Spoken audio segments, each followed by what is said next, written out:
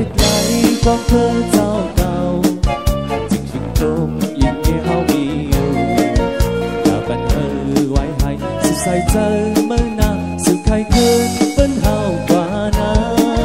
trái tay con thân hân yên sao tay tiếng tay con duyên hận lên vào tay mai sự mai ô con sự con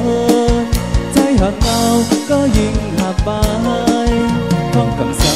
cần vẫn cần nhận hơn không cần hao tình đen lòng cả tay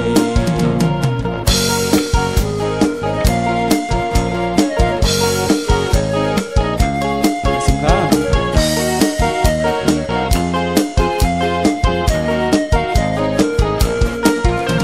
tình con khơi tay con từ tháng sau chừng tháo bồi anh và về lê cuộc cuộc tình đi quan mân thao còn cầm thi xin hê càng qua bài lịch lại con thơ giao cao chỉ tình thương nhìn nghe hao yêu và bận hơ quay hay sự say chơi mơ na sự khai khơi vẫn hao qua na trái tay có hận hận yên sao tay nhưng tay có duyên hận lên vào tay mai sự mai ông con sự con trái hận nào có duyên hạ bài không cần sang cần không cần dời hơn không cần hao thì theo đôi cả tay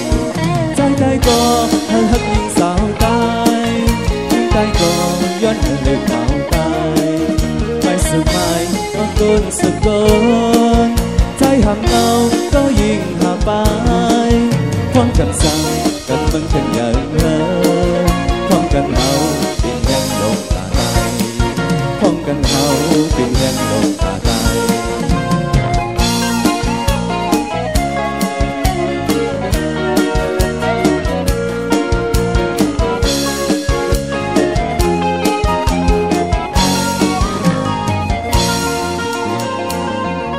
ไม่สุดท้า